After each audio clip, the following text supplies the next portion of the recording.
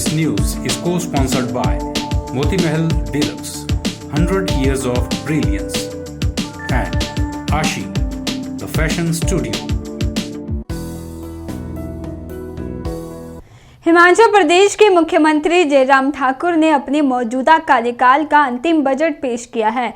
वर्ष 2022-23 के लिए 51,365 करोड़ का बजट पेश किया गया है, जिसमें सभी वर्गों को लुभाने के प्रयास किए गए हैं। हालांकि हर बार की तरह ये करोड़ों के घाटे का बजट है, लेकिन मजदूरों से लेकर आंगनवाड़ी, आशा वर्कर, चौकीदारों, सिलाई अध्यापिकाओं, mid day meal worker, water carrier, जल रक्षकों सहित पंचायत प्रतिनिधियों व पंचायत निगमों व नगर परिषदों के विधायकों का मानदेय बढ़ाया गया है।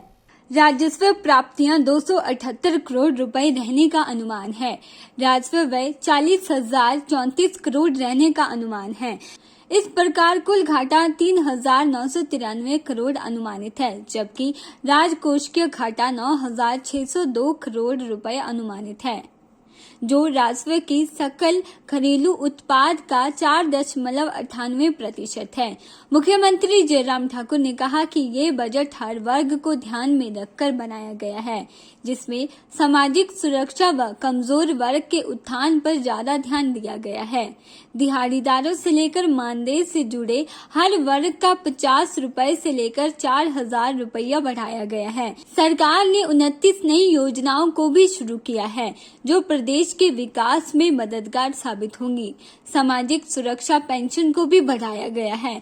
इसमें अब 60 साल से ऊपर के हर व्यक्ति को आय सीमा में छूट देकर पेंशन का प्रावधान करना बजट की सबसे बड़ी उपलब्धि है। ये 5वां बजट, मुझे ये 5वां बजट प्रस्तुत करने का अवसर प्राप्त हुआ और ये बजट जो है वो 51,365 करोड़ रुपए का, इसका आकार जो है जो प्रस्तावित है उस रूप में है। और जहां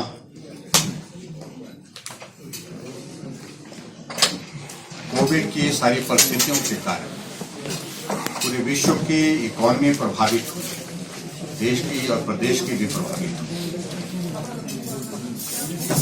तो बहुत बड़ा संकट हमारे सामने था उस दृष्टि से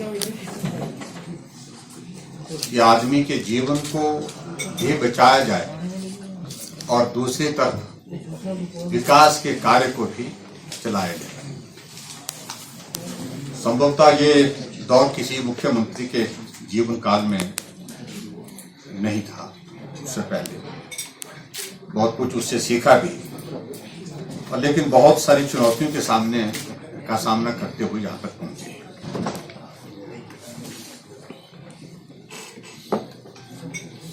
और जहां तक अगर हम अपनी अर्थव्यवस्था की अगर हम बात करें, मैं देख रहा हूं कि अब बहुत तेजी से हमारी प्रदेश की जो आर्थिकी जो कोविड के कारण प्रभावित हुई थी, अब धीरे धीरे वो पटरी पर आ रही है।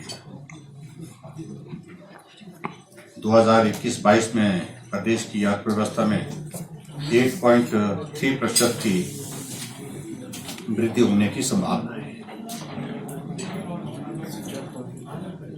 और उम्मीद करते हैं कि आने वाले समय में और ज्यादा इसमें सुधार होगा। हमारा इस बजट का फोकस हमने पहले दिन से ही पहली कैबिनेट की बैठक में जो सामाजिक सुरक्षा की दृष्टि से कुछ चीजों को करने का कुछ हमने जो प्रयास किया है, उसमें बहुत बड़ा जो है बजट का हिस्सा उसमें हमने जो है वो समर्पित किया है। और सबसे बड़ी बात तो यह है कि 60 साल की आयु के ऊपर सभी को अब आय सीमा में छूट के साथ पेंशन का प्रावधान करने का हमने इस बजट में। विपक्ष के नेता मुकेश अग्निहोत्री ने बजट को राज्यपाल के अभिभाषण की तरह झूठे आंकड़ों का मायाजाल करार दिया।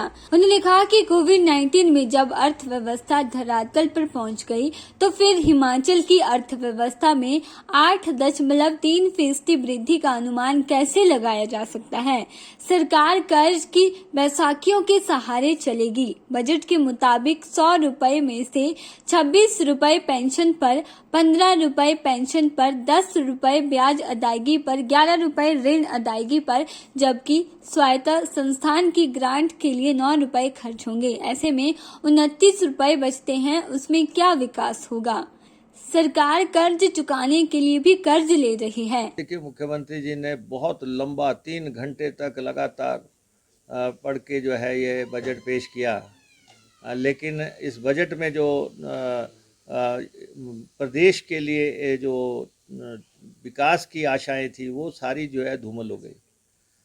और चुनावी साल है, चंद चुनावी घोषणाएं या लुभावनी घोषणाएं जो कि करने के अलावा प्रदेश के जो लोग जिनकी निगाहें इनके ऊपर लगी हुई थी और उनके बारे में तो ये बजट पूरी तरह साइलेंट है। एक बात स्पष्ट हो गई कि इस बजट में आप देखें कि कर्मचारी यहाँ आंदोलन कर रहे थे और उनको उम्मीद थी कि आज बजट आएगा, क्योंकि इनका अंतिम बजट है, 5वां और अंतिम बजट है, तो उनको उम्मीद थी कि आज ये कोई ना कोई बड़ी बात करेंगे। लेकिन इन्होंने कर्मचारियों को इस बजट में चलताऊ तरीके से निपटा दिया। उनके 2 मेजर मसले जो है, एक ओपीएस का मसला और दूसरा जो है वेतन आयोग वेतनमान का मसला, जो कि इम्प्लीमेंट होना है प्रदेश में, जिसमें कि कंडीशंस वगैरह को लेके जो है राइटर्स वगैरह को लेके मसले थे। दोनों के बारे में मुख्यमंत्री ने चुप्पी थाम ली, खामोशी, और डॉक्यूमेंट में कहीं कुछ लिखा नहीं। और इसलिए जो है कल कर्मचारी आए थे, उन पे पानी के बौछारें हुई, उन पे डंडे चलाए, उनको रात में यहाँ से खदेड़ा गया, भूखे प्यासे वो आए थे, बात तक मुख्यमंत्री ने नहीं की, वहाँ तक मुख्यमंत्री गए भी नहीं। तो आज सबसे निराश जो है हिमाचल प्रदेश का कर्मचारी होगा, कि जिनको ये उम्मीदें थी यहाँ पे कि मुख्यमंत्री कर्मचारियों से जुड़े कोई बहुत बड़े फैसले करेंगे हैं, तो इसलिए यहाँ पे ओपीएस की बात नहीं हुई। सेकेंडली, आउटसोर्स कर्मचारियों के लिए ये था कि शायद उनकी सेवाओं के सरकारीकरण को लेके कोई नीति निकालते, लेकिन इन्होंने उनका जो है फिक्स्ड सैलरी पे जो है वो भी ठेकेदार के पास ही सर्विस रहे। वही बात की करुणामूलक आधार पे कर्मचारियों की कब से मांग चल रही है, उसको जो है एक मुश्त नौकरी पे लेने की कोई बात यहाँ पे इन्होंने रखी नहीं है।